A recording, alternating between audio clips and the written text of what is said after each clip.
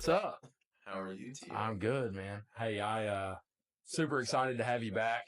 I told Kaylin you broke my heart when you left, Yeah, I know. but I apologize. I get it. You got to do what you got to do, and I'm proud of you, man. I'm excited. It's crazy how life has brought you back. I know, right? Yeah, man, I think I've given a pretty good introduction for you, through the post and stuff, but I think just giving you the opportunity to kind of introduce yourself, talk about, your journey, what brought you here, where you're at now, kind of what's going on. Well, I started my coaching journey at Southeastern Illinois College. I was under Jeremy Earlbeck for about 3 years. I was the recruiting coordinator. Um, Great 3 years. I absolutely loved working with Jeremy. Then, COVID happened. I ended up staying there for a year, and then you hit me.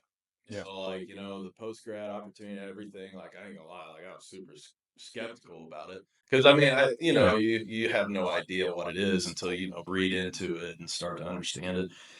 But, I trusted you, came here, great things happened. I mean, hell, we were recruiting guys, we were beating colleges. Like, I mean, it was unbelievable. After here, I got the opportunity to work at Wabash Valley for a short stint. I'm gonna tell you something right now. There's something in the water in Mount Carmel. Like the baseball atmosphere, just the environment, like the guys, the coaching staff, like it. It's the perfect definition of a family. Like that place is so special. I loved Coach Biddle, Coach Hilo, Proc, even Morrow when he was there. It was just a really, really, really good experience. I mean, if it tells you anything too, like opening round of region last year, we were getting run by trail in the first game of the region tournament. We still had guys in the seventh inning standing up on benches doing the seventh inning stretch and yelling like absolute idiots. Yeah. And like that just tells you like how serious it is. They're just, we didn't care. Like we were still planning on beating you. Yeah. And we bounced back, get to the championship against Trail, and I think we beat them by 20 runs. Like just like we never ended the fight. Like we always just wanted to keep going. Yeah.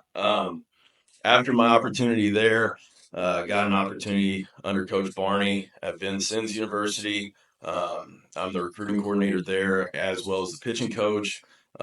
Huge strides this fall. Players, they bought into the process on what I decided to bring in with throwing programs, mobility programs, weight programs, all that good stuff. Really great group of kids. It's unfortunate the past few years they've had it rough. I mean, just injuries and all that other stuff. Yeah. And I'm super thankful to be there and really excited for the spring. Yeah. Really, really excited. I mean, just huge, huge jumps out of the pitching staff. Offensively, I don't really get into that kind of stuff because, I mean, obviously, I'm a pitching guy. So, but yeah, that's mainly what I've been doing. Trying to love life as best as I can, go day by day. That's right. Yeah. So, kind of going back to the first steps, so I'm at Red Lake, right? I at that point, I'd been there for, what was it, 2 years? I guess that whenever I first met you. Oh, yeah. And so, I don't know. I guess I was just observant. I thought, I loved your demeanor with the players. I loved how you interacted with them. And I'll just even say, I think Jeremy does a good job there, man. He does. I think, he's really grown that program. I think, I honestly think that you were a big part of that. I think, during your time there, just the recruiting and just the things that you guys were doing, I think that you were a big part of that, especially after seeing, what you did here. COVID. I mean, crap, dude. We started off the season, I think 14-3. We run-rolled Dyersburg in the fall. Like, we thought something was special. Our shortstop was going to Jacksonville State. Catcher was committed to Toledo. Had a bunch of guys committed to University of Cumberland, IU Southeast, teams that consistently go to the NAIA World Series. Right. Like, we had a really, really great group there. That was probably, besides the spring experience I have with Wabash, that COVID year, of course, it had to be COVID year. That team, just the foundation and the commitment from all of the guys was so special. Yeah. And when we found out the season got canceled, that was probably one of the most heartbreaking experiences. Yeah. Hands down. Man, it was tough. Mm-hmm. It was tough. I still remember getting the email and having to go out, and the guys weren't even at practice at that point. Mm-hmm. And I had to tell them, hey, I need you guys to come over here. We need to have a team meeting. Man, the look on their faces was terrible. Mm-hmm. And, I think obviously I was let down. I'm sure you were let down. Oh.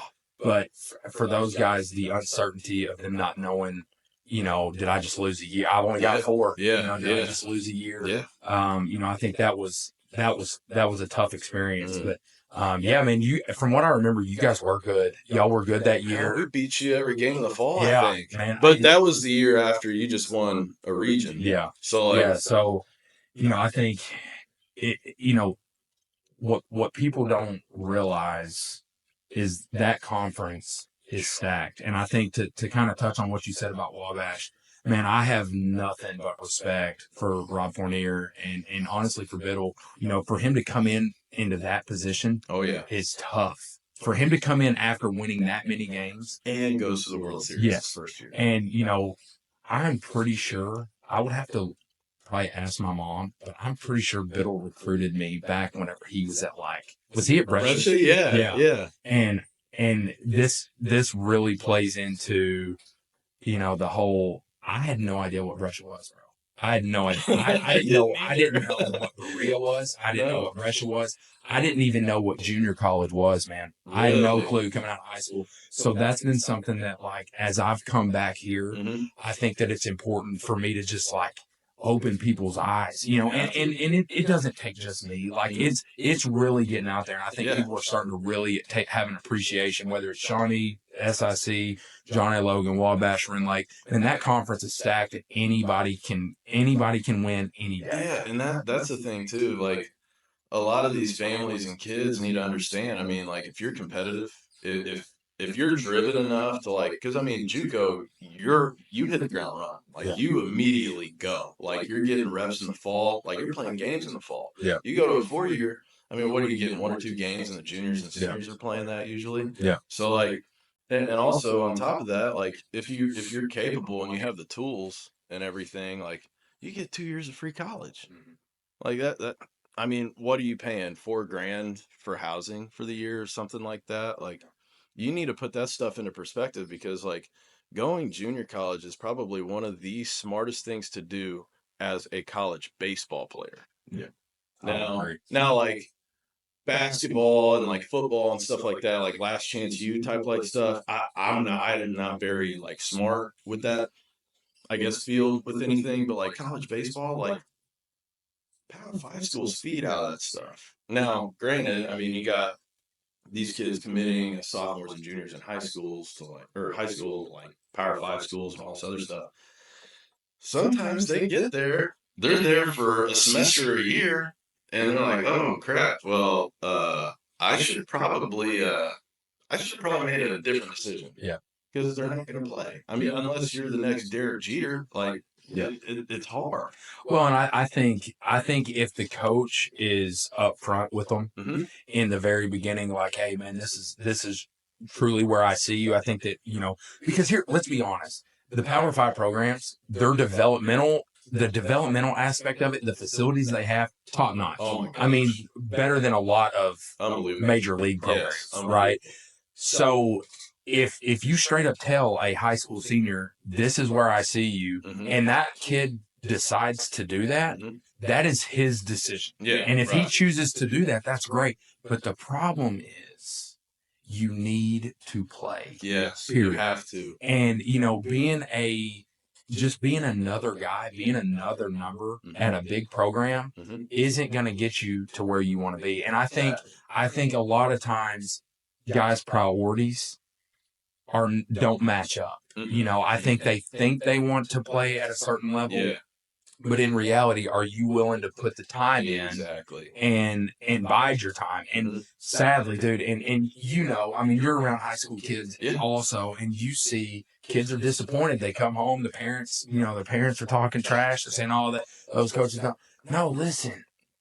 this isn't 18 versus 18. I know. Yeah. This is 18 versus 24 at this point. Yes, it is. And really. it's tough. It's tough. And I think, you know, I think this is something that is for both of us, you know, because you coached at Ohio County, right? Ironically, Kentucky. Yeah. Shout out to those guys. Yeah. But you coached at Ohio County, and then step into the college realm. And I think, you know, seeing how those guys grow is honestly, to me, is the best part about it. I think the growth that you see not only on the field physically and socially from their freshman year to their senior year is one of the most rewarding things that I think, you know, as a coach, if I am confident with that when that kid graduates, they're going to go into the workforce, or they're going to start a family, or they're going to go to play college ball, whatever that is, as long as they're going to be successful doing that. Yes. And I think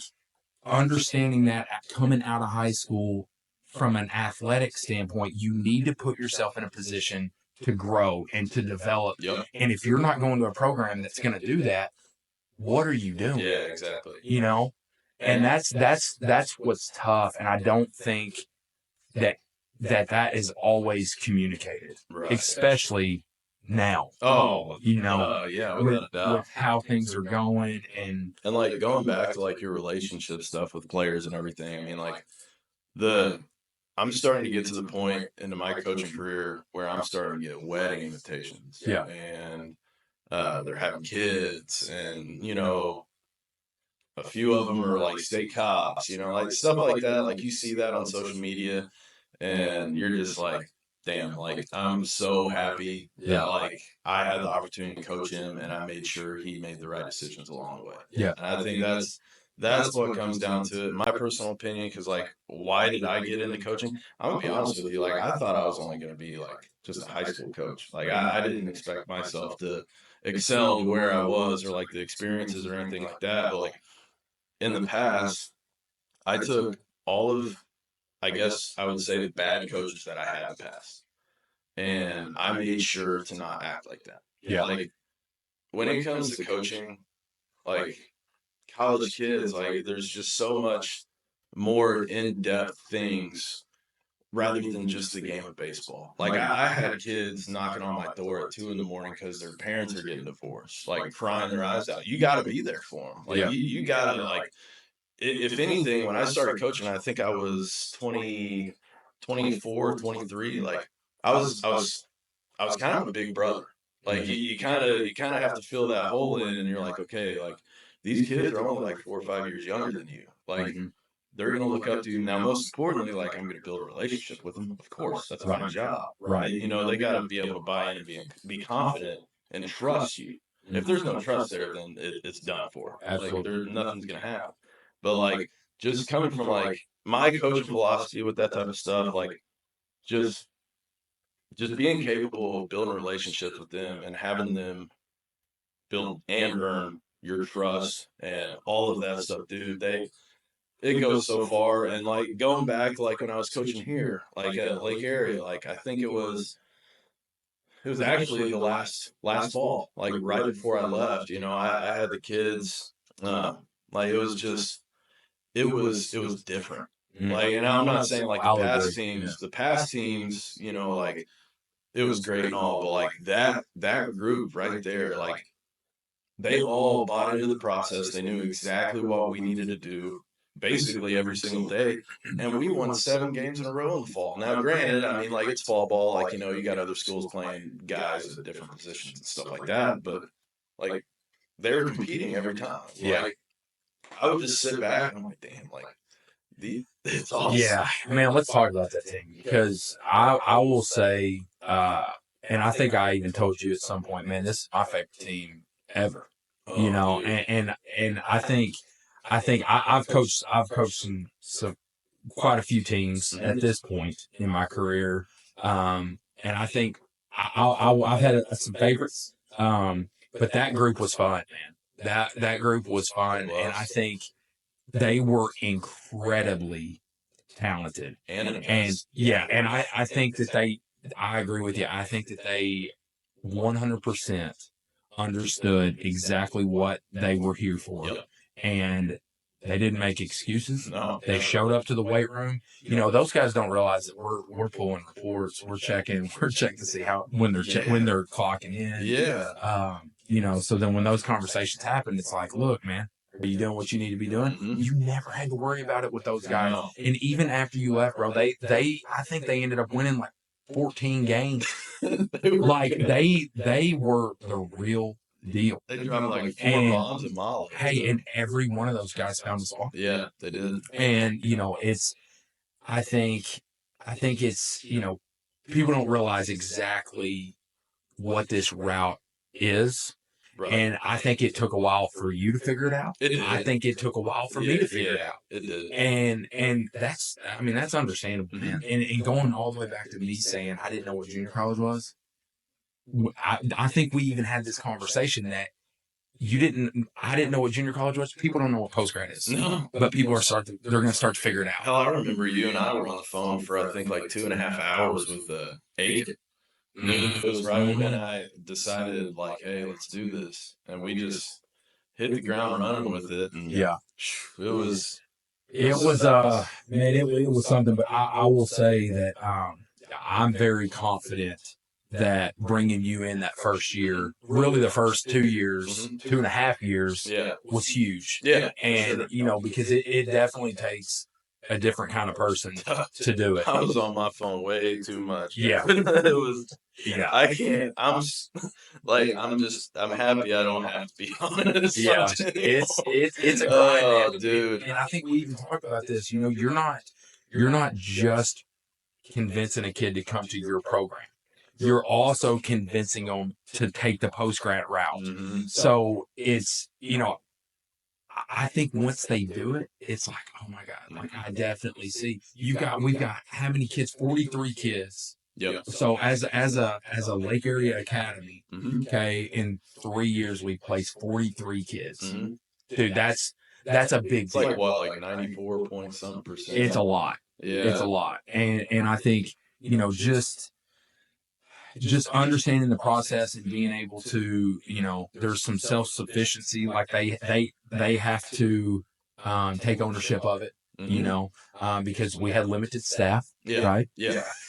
I mean, that last year you were by yourself. Yeah. Hey, Scott Henson, though, he's the man. Hey, shout out to Scott Henson. Scotty boy, you're the guy. Hey, that guy, clutch. Yeah.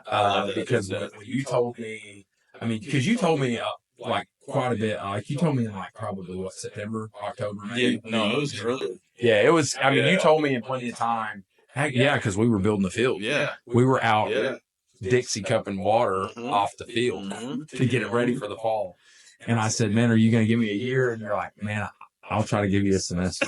And I'm like, "Oh no, man, I can't turn down the bounce." So then, out of nowhere, Scotty Henson comes in there, and you know, and then so after you left, Scott ran. He ran things for several months, and then Billy. I made a Facebook post, and Billy Hodge came in, and Billy is old school. Great, man. dude. Oh my gosh! And I will say, you know, and this is no discredit to you at all, but. Man, we got one guy this year. I know. Andre. He's living with him. I know. He's living in his house. I know. Like they are full on taking care of that kid. And I think that's just a testament to Billy. And to Anna, his wife, for taking them in. I mean, he's gone above and beyond, and I'm so blessed to first have you, and then have Scott come in. And then have Billy take over. For sure. You know, so now we just got to recruit a team, you know. So that's just the next step. Right. But yeah, man, kind of flashing all the way back to Wabash. Man, I played hard as a player. I didn't run my mouth. I didn't play dirty, nothing like that. Right. Yeah. The only team that I can remember almost getting in a fight was Wabash Valley. Really? Yes. That is wild. Yeah, and here's the deal. I was playing at Rend Lake. It was a competitive game, and I'm hosed, bro. I'm hosed going into third base. Yeah. And there's a collision at third, and spur of the moment. Yeah. Crazy things happen. And next thing I know, his dugout So I'm sliding into third, right? Is it at Red Lake? It's at Wabash Valley. So whose dugout are we closest to? Yeah, you're in trouble. So I'm right next to Wabash's dugout. Man, by the time I got on my feet, that entire team was at the third baseline. Yep, sounds about right. And fortunately, it got kind of knocked down, but it was.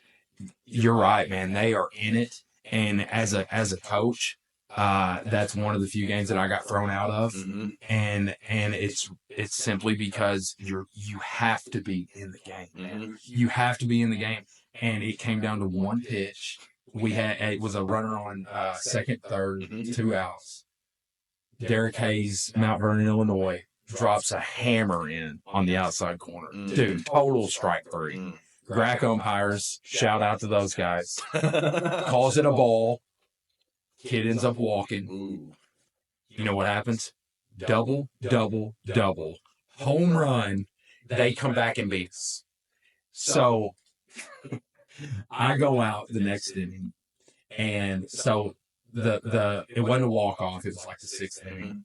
So I go out in between innings. I tell my assistant coach, I'm like, hey, chances are I'm not making it out of this game.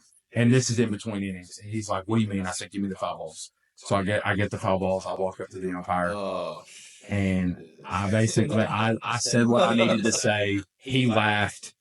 It escalated. So I go in. I'm walking out. This is one of my favorite getting thrown out stories. So I'm walking out of the field. And I guess their helmet rack at that time was right inside. As you're walking to the guest dugout, they had a helmet rack sitting right inside. Well, I uppercut that thing. Well, apparently it's dry rotted because I wasn't like Johnny Muscleface. It's dry rotted. So I throw an uppercut. Well, that thing blows up. And so I'm like, oh, that's the coolest thing ever. That is the coolest thing ever that just happened. So then I walk out. I'm throwing the gate. I'm at that point I'm throwing the tantrum. Yeah. The gate doesn't open the way I'm trying to push it. So now I'm ticked. Right? Well, I finally get it to break loose, but then I knock his trash can over.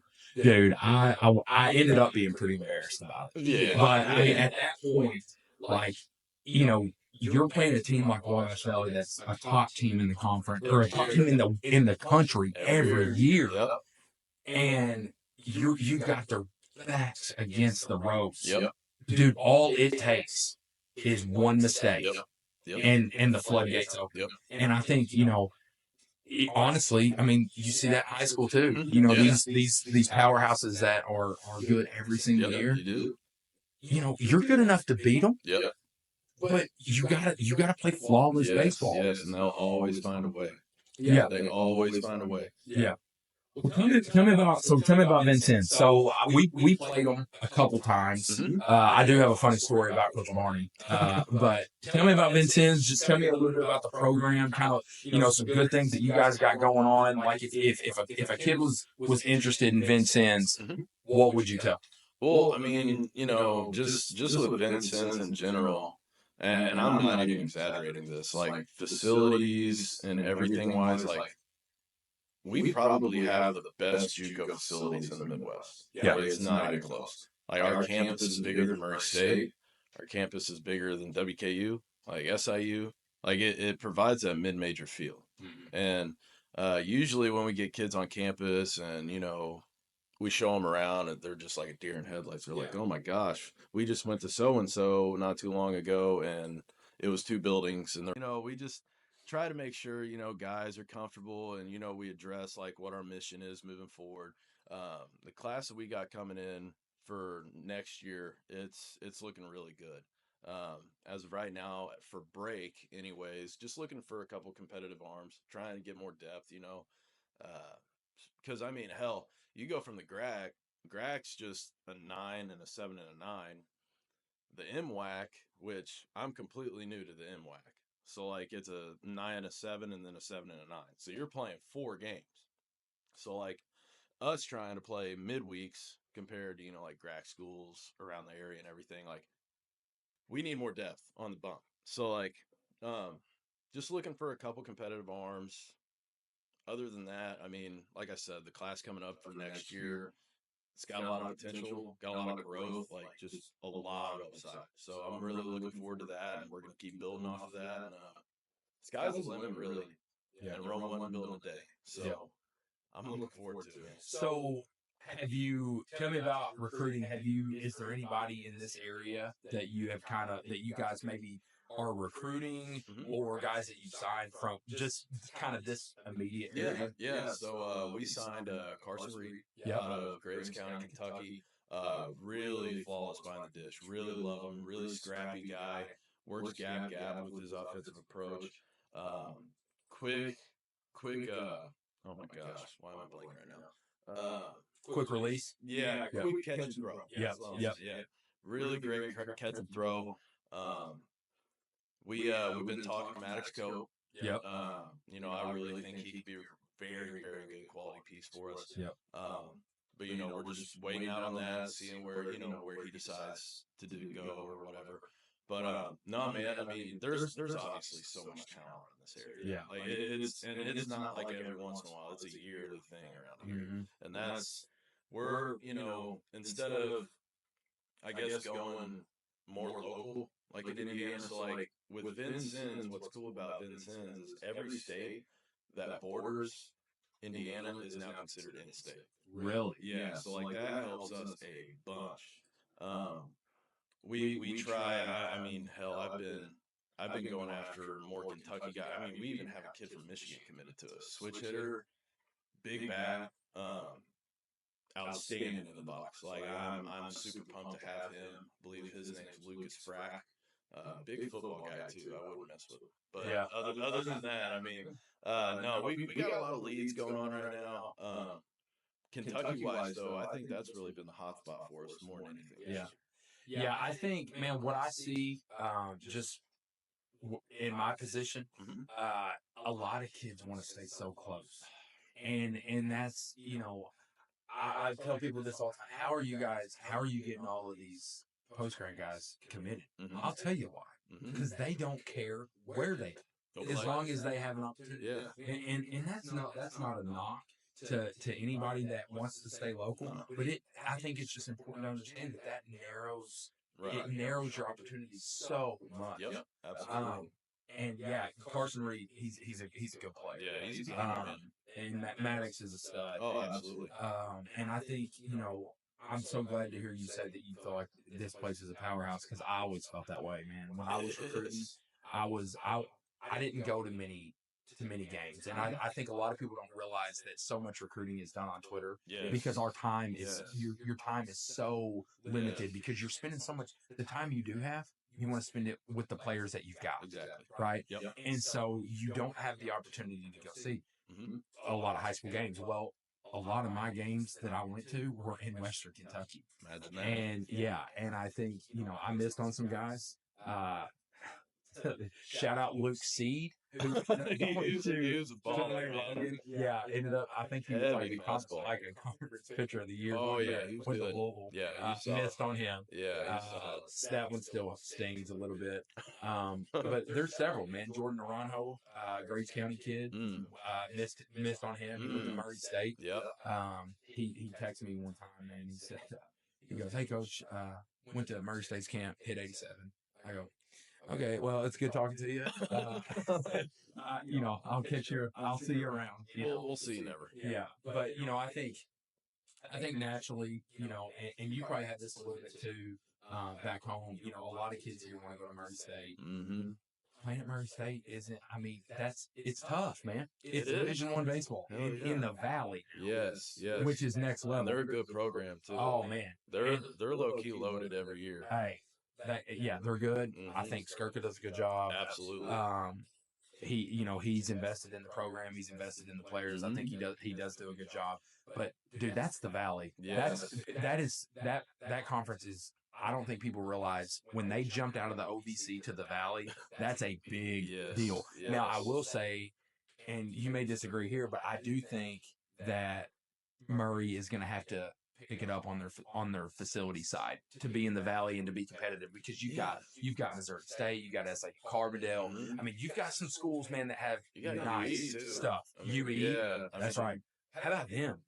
Hey, that guy's been there. West Carroll's been there for a long time, extremely long. And man, they've been up and down, but They were loaded. They were loaded last year. They Dude, were I was loaded. rooting for them. So who ended up putting them out? Tennessee. Yeah. But hey, let's go. they split with Tennessee though to Yeah. get to that game 3, which was insane. Yeah. But well, and then so where did Kevin Bowers end up going from trail? He's at Southern Florida. What? Yeah, he went with oh my gosh, why am I forgetting his name? Indiana State head coach. Why am I blanking?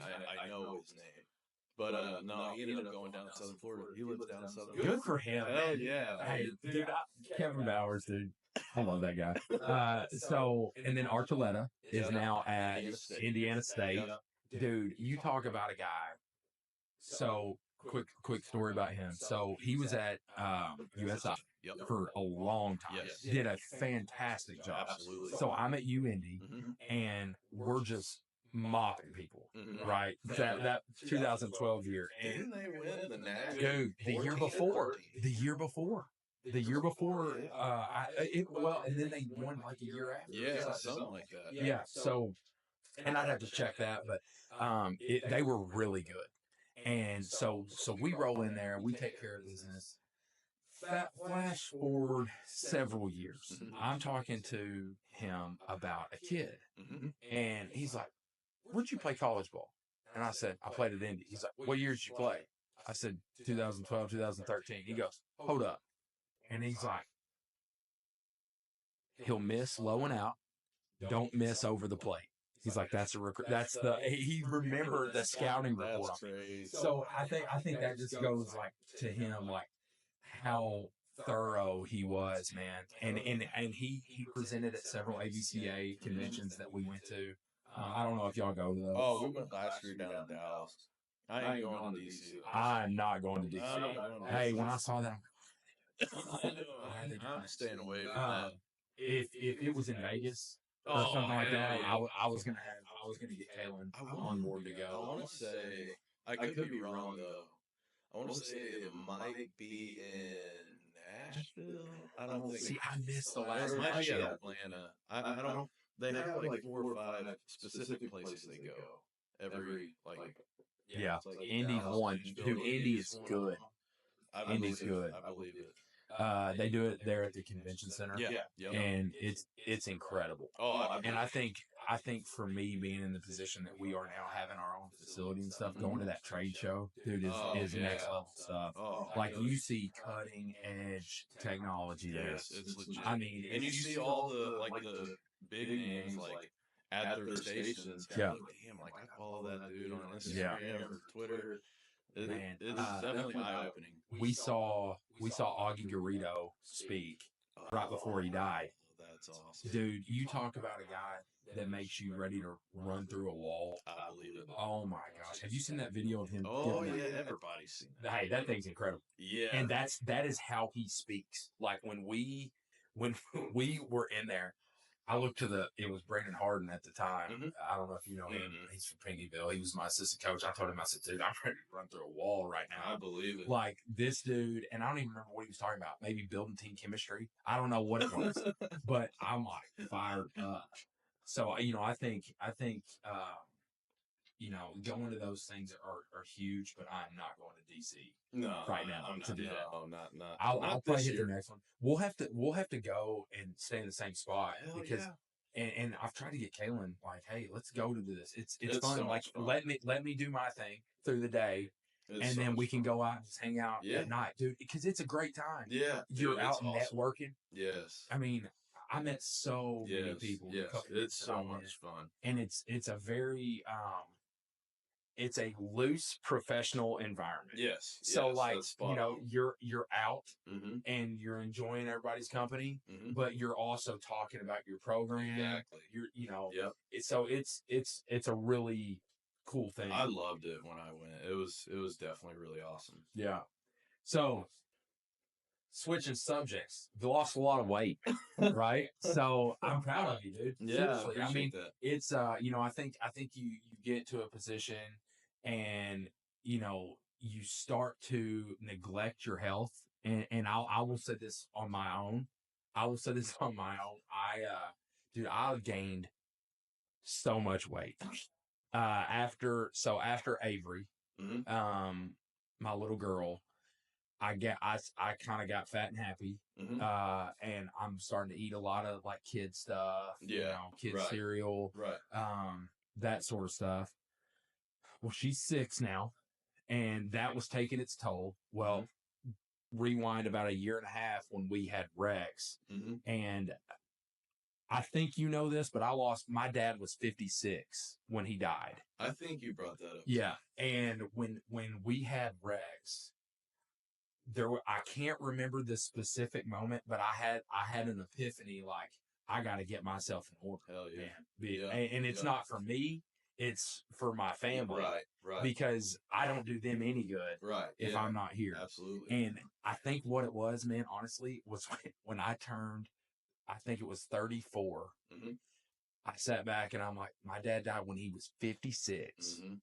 If that happened to me, bro, I've already lived half my life. Yeah. Yeah. Exactly. So Yeah. I had to get myself in order. And honestly, all I started doing was just getting my butt up Mm-hmm. in the morning. Yep. And going to the gym consistently. Yep. And I've even told you this. I'm still not doing good on my diet, but at least I'm going to the gym. Yeah, yeah. You like know, as long as you're trying to stay consistent, committed to all that type of Yeah. stuff. I mean, yeah, I mean your body's obviously gonna get affected by it, but not as bad as you truly think. Because sometimes eating bad every once in a while, it's actually good for you. Yeah, shocks the system. Yeah, yeah, yeah. At least that's what I tell myself. I mean, like it's supposed to supposedly like benefit your metabolism. Yeah. But like on my end, I just had a situation in September, and I ended up, like just being really stressed and stuff like that. And that'll make you lose weight. I lost. Well, that was it was pretty bad. So I lost 28 pounds in 2.5, 3 weeks. Yeah, yeah. I didn't eat, I think, for like 4 or 5 days at a time. But here's the thing, though, like it kind of benefited me because like I think the next following week, I mean, I still wasn't eating, but I also so the place where I work out at, it's at Vincennes. So like it's in the school. Yeah. I looked myself in the mirror and I'm just thinking like I didn't look sickly or like anything like that. I'm just like, okay, I kind of look decent right now. What if, because I was so burnt out in college, like when it came to lifting or running, I was just like, oh, like it's terrible because you were always forced to constantly do it all the time. And I just looked at myself, I'm like, damn, like, what if I start lifting weights? What's going to happen if I start doing that? So I actually did arms. I only did arms for a week and a half straight.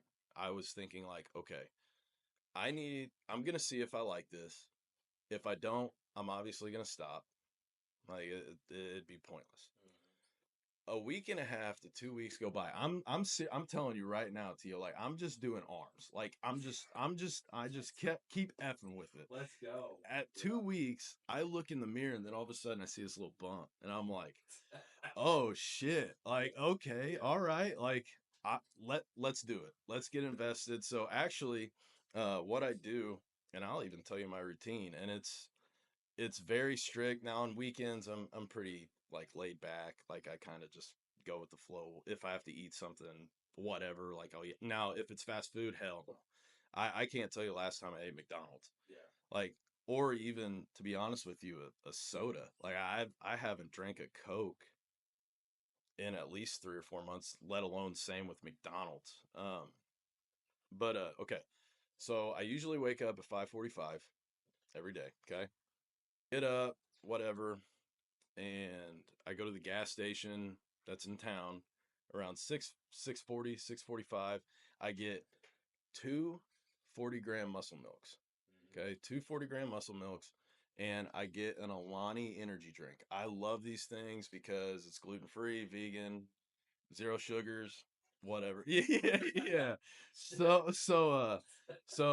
and like drive to VU, get there, clock in, recruit, do whatever I got to do. When 1:30 rolls around, clock out. No, I take that back. So at 12:30, I take I forget how you pronounce it, Cellutrine, Celtru line or whatever. It's kind of like an L-arginine. Yeah, citrulline. citrulline. Yeah, it's like a vasodilator. Yeah, so at 12:30, get your pump up. Yeah, at 12:30, yeah, I will actually shake up one of those muscle milks, open it, pour a scoop into that, shake it up, chug it before I lift it, about 45 minutes to an hour. So then I clock out right there, go lift. I mean, Monday's National Chest Day, like bench press. Like that's my dad says that 3 days a week. Not for me. Yeah, not for me. Your dad gets it. Yeah, my dad definitely gets it. Then he does. Tuesday, Thursday, I usually mess around with deadlifts, all that good stuff. But Monday, or actually, I take that back. Let's go back to the timetables on what I do. So lift. I take the other 40-gram muscle milk, and then I put my first form creatine in that. Mm-hmm. How much are you taking? Just a scoop. So what is it, like 6 grams, 5 grams? I think it might be 6. Yeah. I think it's 6. So, like, I'll actually shake that up, chug it, then I get in the sauna for 15 minutes every day. Every single day. Like, even if I'm home on a weekend, I'm going to VU and I'm lifting. I'm getting after it. So, like, chug that, get in the sauna for about 15 minutes, get out, take a shower, go do pitching lessons if I have them or whatever, and then I go home. So, and believe it or not, like, one thing that I've actually started to get into, so like I haven't played video games in months. Yeah. My nightly routine, and granted, I told you I did not eat the entire day. I don't. There's only one time I eat, and it's at 6:30, 7 o'clock at night. And it's basically 2 orders. I've been going every day, unless my dad makes me a huge steak with a bunch of eggs. Like, I ate 12 eggs this morning. 12 eggs. Okay. That's good. That's crazy. That's like, what, 72 grams of protein? Something like that's that. Good. So what I'll do is I will go to the local Mexican restaurant every day. It got to the point to where they knew exactly who I was. I would get 2 orders of steak and chicken fajitas. Mm-hmm. I probably would intake 180 to 200 grams protein. Yeah. Every single day. Yeah. And it's been almost like religiously. Like, that's my routine. And believe it or not, dude, like after that, one thing that I've gotten really big into, and I mean, a lot of people don't like to express this stuff. I actually kind of like reading a little bit right now. Yeah. So like I've been reading the Bible at least 30 to 45 minutes a night. Yeah. So like, I mean, recently this past week, I haven't been able to do that much, but I've read Mark and Matthew, and I want to try and get Luke done by Christmas. But another book that I actually just recently got, it's Tim Tebow's Shaken, I think. I forget what's at I haven't started reading it yet because it just got in yesterday. But no, man, just self-discipline, like self-care, self-love. Like, I'm doing this for me. Yeah. Like, I look in the mirror. I love it. I know I'm looking in the mirror. I'm like, damn. Like, okay, like let's keep freaking going. Yeah. So like that's been my drive. Just taking care of myself, not only physically but like mentally. Because dude, I ain't gonna lie to you. This sounds crazy. You read that Bible, dude. There is some stuff in there. Like, when I was younger and everything, I'm like, yeah, okay, like, like you're a kid, like you don't understand that stuff. You get into that stuff. What are you reading? Like, is it like what's the New Testament? And this is just me speaking candidly here. I feel like if I could find like a good translated version to where I could understand the language, man. Like, going back to like growing up in a very traditional Baptist church. Yep. I still even now feel like some of that stuff is over my head. That's you know what I mean? I'm a Christian. My whole family is Christian. Yeah. And I truly believe that everything that has happened is by the grace and the blessing of God. Absolutely. It truly is. But it truly is. I just feel like and maybe I need to do it. Maybe I need to just try to sit down and read it like a traditional Bible. That's but what like, you gotta do. You can even read it on your phone. I mean, yeah, it's and there. the devotionals, Mhm. I have done that, Mhm. and it is very, Dude, it's very beneficial. It hits different too, because like you kind of take a step back and you're like, damn, Yeah. like there's so many things that go along with that are so relatable to not only the situations you're dealing with or like Mhm. what you got going on, but like just in the world, like you're like, holy crap, like Yeah. this is kind of intense. Man, I think you get so caught up, and this is coming for you. But I think you get so caught up in your day to day that, man, it's all connected. You're talking about self discipline. You're making yourself read. Mhm. You're making yourself get up. You're making yourself eat. Yeah. You gotta, man. Once you have kids, you gotta make yourself go to church. Yeah, You do, yeah. and that's what we're going through right now with our family. Is, and I hate to admit this, but like, our little guy, man, he's tough.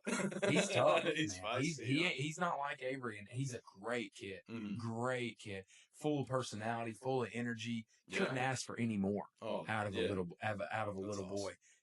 But when it comes to church, man, my wife is a rock star, and it always falls on her. And it's tough because, and this is our own fault, we don't feel I don't think that we feel comfortable putting him in a daycare or a nursery during church, and we've got to get over that. Yeah, because we do love going to church. Yeah, I love going to church with Kaylin. The little stuff, just holding her hand, right, while we're there and stuff like that. Like it's very powerful, and I think for a couple and for a family, it's a necessity. And I know that. And I did when I was talking to you before we got on here about that, I'm proud of you, man, because it's tough. And I think that, and I can be wrong. I feel like you're in a good place. I think that you're doing a lot of really good things. And I genuinely believe that the physical activity and the taking care of me translates to everybody else. Oh, man. absolutely. And that's, I send this to Kaylin whenever it pops up on my Facebook. There's a meme that's floating around on Reels right now, and it's like me when people, or it's like what people think my discipline is, and then me when I don't work out. It's like this guy hitting himself in the head with that's me. Yeah. And you're talking about going to work at 5:45. That is the only time that I can go. That's wild. And I don't feel like I'm taking time away from them. Right. And it sucks. Dude, I hate it every morning. Like, it's to the point now to where the older guys in the gym, when they see me walk in, they're like, you made it. I'm like, I made it. Let's do it. And it's leg day. Awesome. Hey, leg day. I'm just like head down. Yeah. Man. But seriously, man, I'm proud of you. I think that, and I'm not that much older than you, and I don't want it to even sound that way, but I just think, it sounds like you have really, made some very mature changes in your life. And, I think, hey, listen, don't be afraid to mix in a little video games every once in a while. Dude, no, hey, hear me out. Like, I still got my gaming console and everything. Yeah, that's right.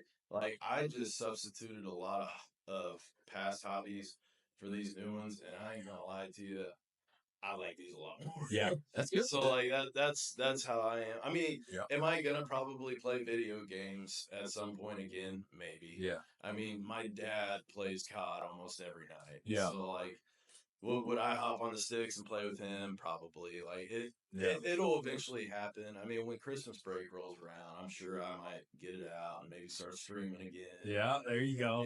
Just having some fun. But, like, it's just, in a way for me, I think it's kind of as of right now, it's more of a distraction. That's right. Yeah, like, I just got my horse blinders on. Like, I'm focusing on what needs to be done, and that's how I look at it right now. Yeah, that's good, man. How's your dad doing?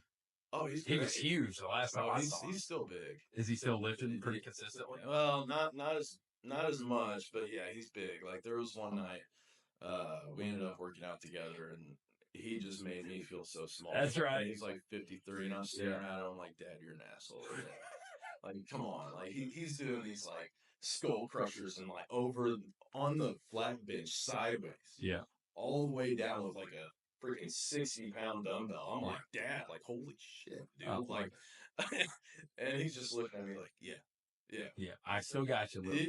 Yeah, I'm like, good Yeah, God. dude, I think, I'm so blessed and thankful to be back, like in my hometown, and not only be, to be around my family, to live next door to my mom, to be in my brother's life, to be in his kids' lives. Absolutely. I think that is awesome. Now my mother-in-law lives right next door. She actually lives in the duplex across the street. No way, dude. really? So it's awesome, and I think huge. when you told me that you were leaving the post grad. Mm-hmm. And I felt some type of way, not any sort of derogatory. I was just, I even told Caitlin, look, I knew this was coming. I knew it was coming. Yeah. It was just, I didn't know when. And I knew when you went to Wabash, I'm like, man, that is going to be a stepping stone to the next spot. Yes. And what was it, a year? Yeah. Even a year? Yeah. You're at Vincennes, you're kind of right in your backyard. Yeah. Just hearing you talk about being able to work out with your dad. That sort of stuff, man, you can't put a price on it. No. I'm so thankful to be able to take my kid across the yard to stay with his grandma. Whether it's Juju or whether it's Grandma Kim. That's and huge, I think man. I am happy for you. And I'm excited to kind of see what's in store for you. I hope that, Barney, I don't know how long he's got, but he does a good job. He's always done a good job. He's a super good dude. He is. So my funny story about Vincennes, kind of circling all the way back. And have I told you this about them coming down? Oh yeah, he brought it up today when we were eating lunch. Did he really? Yeah, he was like, "Oh yeah, I remember T.O. We showed up down there and the sprinkler system messed up. Oh my God. And we had to stay there for quite a while. Oh and my fix God. it. Yeah, man. So it's so funny because it was one of those periods in Southern Illinois where it felt like it rained for 3 days. Oh man. And we had fantastic drainage in our outfield. And they probably still did. The field actually looks really good. Yeah. And shout out to Mog because I think he's doing a great job. Absolutely. Super good. Mog's awesome. Man, I wish I could get it. I wish I could get him more of our guys because I think he does a really good job. Yeah. And he's a kind of a second tier guy. Like this is his second time there. Yeah. Right. So Yeah. so he obviously loves to work on Yeah. like them. But so anyways, so a lot of rain. We got the tarp on early. Barney's calling me. He's like, "Hey man, we good?" Hey, not a problem. We got the tarp on early before it ever rained. Yep. Outfield drains good. Might push the time back to like a 1-2 o'clock start instead of a 12. Mm-hmm. But man, we should be good. I'm confident. So like an hour before they roll in on the charter, which can't believe you guys travel on charters. Hey, we got charters now. Yeah. I'm pumped. I that's get a to big sit. deal. I get to sit and nap on the bus. What is? Hey, Ren Lake Warriors were 50 passenger vans. Hey, trust me, I'm fully aware on how that stuff works. Yeah. SIC, You don't have to worry about that. Yeah. So they rolled in on the charter, and we're about an hour exposed. Mm-hmm. Pulled the tarp. Sprinkler crew did not hit off on the sprinklers. We had a fantastic irrigation system. Mm-hmm. I mean, we had like 8 sprinkler heads that would just dust the infield dirt, right? So it would be perfect. Right. Not when the tarp is on it and not when it's ran for 3 days. So we end up pulling the tarp off. There's standing water everywhere. Dude, I think we used like 52 bags of quick dry because I told Barney that we were good.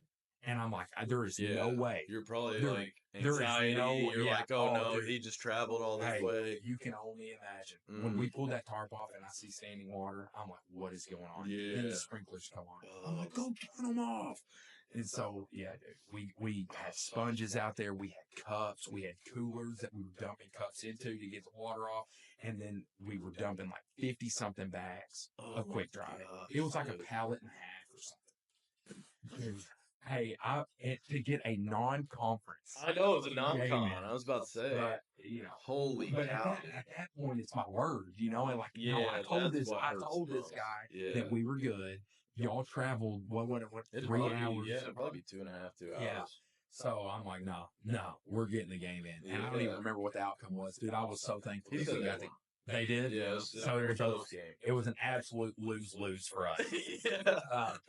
But no, man, I think Barney's I think he's a good dude. He is. I think what y'all have going on there is awesome. Mhm. What I was always confused about, and you may be able to give some light to this. Mhm. It's a 4-year school, Mhm. but a 2-year baseball program, So right? with you saying 4 years, they have like a few handfuls of 4-year degrees. Okay. So that's why they're considered a university. Gotcha. Now, do they provide obviously a lot of like general like stuff like everyone else does? Yes. Athletically, for athletics, yeah, it's just 2-year school, and then I want to say because they do have so many degrees, probably 10 to 20-ish, I guess, 4-year degree like stuff. Mm-hmm. But yeah, that's all I really know on it. Is it so? Do you feel like it is? What do you feel like baseball? Like, how are y'all's athletics there? Like, I know basketball used to be really good it still back is. in the day. It still is. So you think basketball is still kind of top of the line, and then baseball is climbing? Mm-hmm. Man, because I genuinely feel like you're going to do it. I think that y'all are going to build that up. Oh, absolutely. That's the goal, man. I mean, they went to the World Series in 2010, 2014. Oh, really? Yeah. So like, it's not like the baseball programs are relevant. It's just they just went through a roller coaster of situations, and we just need to make sure those humps are more like this. Yeah, that's So right. we just figure out a way to just try and stay consistent and hold each other accountable. Do you guys do anything for spring break? Like, do y'all go south early? So yeah, we open up down in Cleveland State, which they're a very good scrappy ball club. February 7th, and then February 14th and 15th, I want to say we play Ancilla, Kellogg, and maybe Morton at our place. So I think we played Morton for postgrad, didn't we? Or no? nah, That might have been Motlow. we played Motlow. Yeah. Morton, for some odd reason, I kind of want to say yes, but Where I are don't. they from? Is that Like north Chicago area? I think it's around there. Maybe we just sent somebody there. The name. No, sounds... we played Milwaukee area Tech. Okay. That's who we played. That was year 2. Yeah. Shout out Tanner Whitaker. That's where he went. Yeah. Because his coach. Oh, he went to Minnesota West. Oh, man. Yeah. Okay. He went to Minnesota West. Okay. Yeah. Well, their coach reached out because I guess Tanner has done really well. Good. That's awesome. I love hearing that. He's such a good kid, too. Yeah. He worked hard. Yeah. Remember how big he got? Yeah. Hey, Snap Fitness. Yeah. He got. Oh, yeah. He did. Yeah. So, yeah, man, those guys, I haven't really seen a whole lot of them. I know, your boy Valentino is up back in New York. Mm-hmm. Let's see, who else? Yeah. Oh, you know who's coming on the pod is Jax. Oh my god. Yeah, of course baby. he is. Hey, that dude was all about it. Of course he is. It's Jax. And with him, man, we ain't doing no video podcast. he's coming in. He's coming to the conference. He's probably gonna make like a TikTok and everything. Hey, what a great kid. He's awesome. Hey, he asked me so one night we're sitting in here, and I think you were still here. Mm-hmm. And he's like, Tio, you know what the postgrad needs? I said, what? Jax. And he goes, it needs to feel more like a college. I said, well, what do you mean by that? He goes, man, you got all this downtime. And I said, well, Jax, are you taking classes? And he goes, no. I said, well, are you going to lift during your time off? And he goes, not really. I said, it sounds like that's a choice. Yeah. It sounds like your downtime is a choice. But man, he honestly, he really worked hard. I think, so you introduced him to Sub, right? Yes. And I think he really bought into that. Yes. And yes. He had like a 2.3 ERA at Ridgemont in the fall, so he's doing a good job. Yeah, he's done good, man. Kind of going back to the recruiting side of it, obviously there's been a lot of changes in the NCAA in terms of like roster size. Obviously, the portal got introduced. What was it? 3 years ago, something like that. Portal's been No, out for yeah, a while. dude, it's been there for a while actually, because it got introduced as I was exiting out of LA, because we didn't have much luck. I didn't know. I mean, we didn't have much luck at all with the portal. But it's grown. I feel like with the portal, it's pretty hard. It's pretty hard to like try and recruit into that, but also at the same time, like there's all these other kids still want opportunities. Yeah. So like, and all you got to do is network, and you got to figure out a way. Like, okay, I need an arm. What if so and so might know somebody that's capable of doing that or something like that? Like the portal, coming from my perspective, I never really used it because like some of these kids.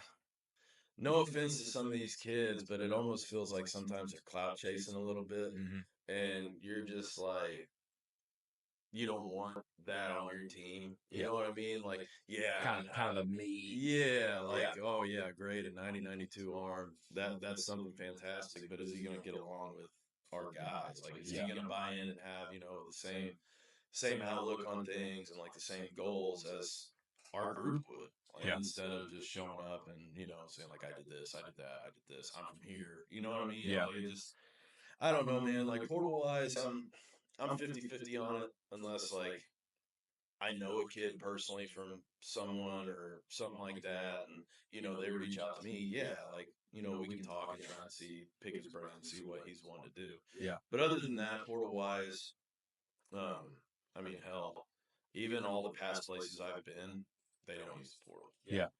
Like everybody, they don't mess with it. What was it 18,000 or something like that was the number I sent you today? Yeah. That 18,000 kids in the portal, man, that's crazy. And like 7,000 of them are from Division I level. Yeah. So, I think, what do you feel like are the implications of that at the high school level, right? Because everybody's like, oh, we're talking about Division I.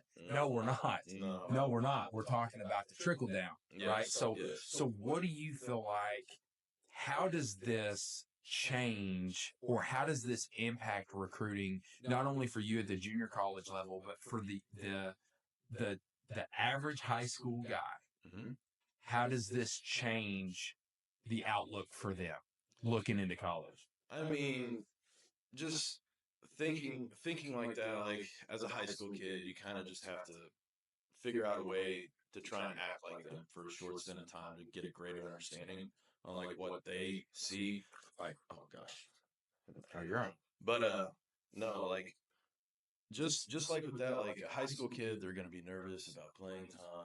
They're going to be nervous about their future teammates' competitive drives that they've already been in college for a year, and just like JUCO, I mean, you're playing every single day. Like at 4 years, specifically more along the lines of like NCAA schools, like the rules are so strict. So like, and plus, like what you said earlier, like you're not just dealing with 18 to 20, 21-year-olds, you're dealing with 18 to 24-year-old guys. Like you're dealing with grown men. Yeah. Yes. So like, I mean, in my personal opinion, because I knew I was going JUCO by my sophomore year in high school. Like I wanted to go junior college. Yeah. Because I thought I physically wasn't ready to go where I personally thought I could go. But no, I mean, right now, I'm going to be straight up on this. If you're uncommitted, it is December 13th. If you're uncommitted and it's December 13th, and you've had at least maybe one or two schools throw you a bone, like give you an offer with something, those two schools like you. Nobody else does. Like you're gonna have to prove something. Yeah, like you need to figure it out because it's December 13th. Like nobody's like waiting around. Yeah. Like we're trying to sign guys and we just want to get done with it because we want to focus on our guys. Yeah. And I think a lot of kids don't understand that because like, say we throw a kid an offer and then they're going to be thinking like, oh, well, I think I'm going to wait until May. I'm going to wait until April to decide. How many times did we hear that post grad? Yeah, I'm like, I just want to be like, dude, like that is not a good idea. It's August 5th, bro. Yeah, like school starts next week. yeah, like what are you doing with Yeah. yourself? And Yeah. like that's just my 2 cents with it. Like it is December 13th. It is also Christmas break, aka the portal is a hot stove right now. No doubt. Nobody cares about an uncommitted kid in high school right now around December. Now, granted, if they're throwing like 90 or Right. something like that, then Right. they probably have a lot of bites. But other than that, like, I mean, the sad, ugly truth, if you're 80, 84, like, dude, you got 2 offers. Yeah. Those are going to be your 2 offers. Yeah. Like, you're just going to have to put on your big boy pants, understand it, and when you get there, take advantage of it. Yeah. Yeah, and I think, and you know this, I mean, things change, right? Circumstances change. For sure. And I think in the fall, kind of touch on what you talked about, if you're getting an offer in the fall, it's because they want you. Yes. It's not because they need you, right? Exactly. Whereas when you transition into the spring, not only are you putting pressure on yourself, which some people are okay with. Yeah. I was not, man. No. You know me. I'm an anxious person anyways. I get an offer. I'm signing. I committed. And that way I don't worry about it. My senior year, I did it both committed. times. Yeah, I think I committed before Labor Day my senior year. Dude, I committed to Rend Lake. This man, Tony Ednar, offered me a scholarship on the phone. I think I committed the next week. Yeah. I figured out what junior college was. Yeah. That's a good idea. Yeah. Let's go. Yeah. Then Indy, dude, I said all along I was going to go south. Indy comes in, wasn't even recruiting me. Was not even recruiting me. They were recruiting my 2 roommates, both pitchers, both studs, right? I'm just the third baseman that's hitting in the 3-hole. And you turned out to be a And 2-hole. hey, yeah. And so I guess what I'm getting at is like, I was a preferred walk-on. I was going to be a preferred walk-on, but I was given an opportunity, right? Dude, I am such a mama's boy. Ask Kaylin. Like, it's still bad. I didn't even know how to wash my own clothes when I left. You know what I mean? Seriously, that's real, right? So I wanted to stay as close to home as possible. Dude, when it came down to it, and I tell people all this time, I would have played in Bangladesh, bro, if they would have offered me a scholarship. You know what I mean? Yeah. Like, I just wanted an opportunity. Right. Indy comes in. Coach Reddy does a great job of recruiting me. I go with Coach Bott. He sells me on the opportunity. He's like, hey, we don't have money right now, blah, blah, blah. Hey, it's an opportunity. It's a great school. It's a great community. Let's do it. Yeah, let's do it. Yeah. Turns out they end up floating me a lot of money. A lot of money. And it turns out to be a absolute blessing, right? But it was only because I took that opportunity. Now, I think as you float into the spring, there are things that there's kids out here right now that are uncommitted that are going to get opportunities in the spring. But what is it dependent on? It's dependent upon the kids that they have already gotten in the fall, or it's dependent on injuries. Exactly. Right? So it all goes back to a philosophical belief of, do you want to take control while you have control, or do you want to let something else happen so that you can jump in? Because you know, both you and I, when it comes to the springtime, we don't care about recruiting as much. Like you can't. No, you're playing. Yeah. You're playing what, 5 days out of 7? Usually. I mean, you're off on Sundays and Wednesdays. Yeah, that's You're really playing. about it. Well, typically Yeah. you're playing Monday, Tuesday, Thursday, Friday. If you're not playing on a midweek, you are focused and locked in on that practice, because that's the one opportunity that you have to fix. Get better. Yeah. Yep. Every single And time. so I think, man, I'm so glad to hear you say that, because I don't think people understand really what the implications of this portal are, because what's going to happen is now it's going to trickle down. It's going to trickle down all the way to high school. You're going to have a lot of very worthy, very capable high school kids that don't take opportunities because, for whatever reason. No, yeah. And, I think, obviously, plugging the post-grad, the post-grad is as much like a junior college as it can get without having the classes. Yeah. Right? Yeah, You're getting exactly 30. The games are a little bit less. right? You're playing about 30 games, maybe between 30 all to of the spring. 35, yeah, total. And then you're taking one less class, right? But I think what's important that people realize is if you're a kid with dual credit, like does Indiana, do they like push kids in high school to take dual credit classes? Yep. So you think about that now, right? So now you got a kid that might have 15 credit hours already accumulated through high school. So now he comes to a post-grad program and he takes 18 credit hours, right? Yep. I mean, dude, you're walking out of here either almost with an associate's degree or with one. Yeah. You know, and it's like Sophomore with year, all 4 years. Yeah. And the unspoken is the physical development that you get. Yep. I mean, you think back to your own career, right? So you're a high school senior, right? So you put yourself in, for me, in that 165-pound body, right? I was a chubby guy. Well, I was not. I was kind of skinny fat, honestly, I mean, in high school. I was probably, I don't know. Man, my parents, listen, they got me a they got a Bowflex, and we still got that Bowflex, but they got us a Bowflex, and I started hitting that sucker when I was in 7th grade. My dad, dude, he was like, hey, you need to get in there and get your workout in. You need to get in.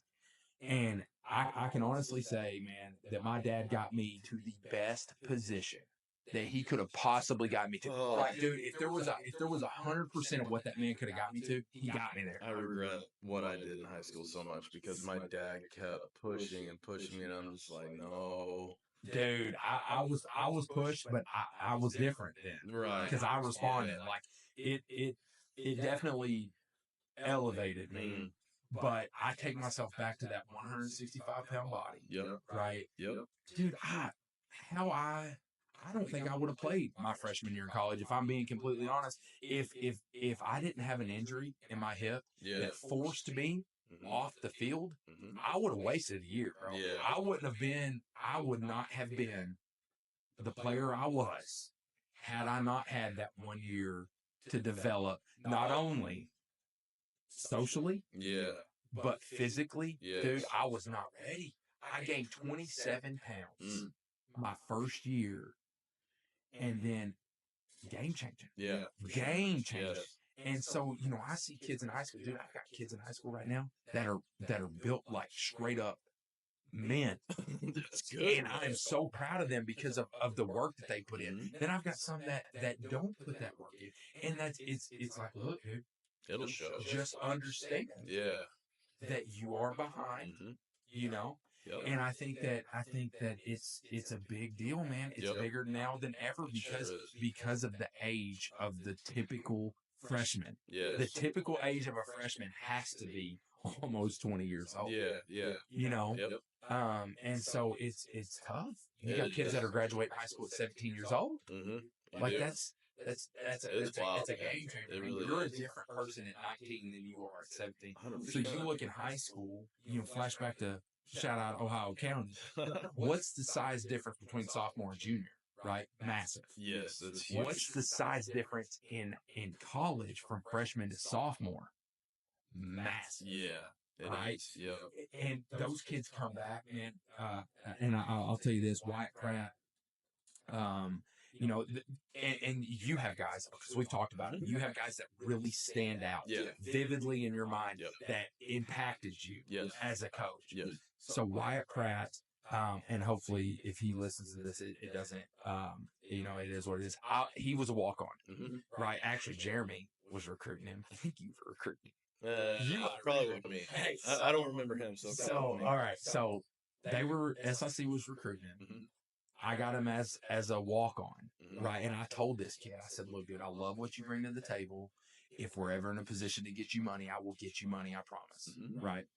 And he ends up, he got half that year because he worked his butt off. Yeah. He's a head coach at Southeastern High School now. We played him.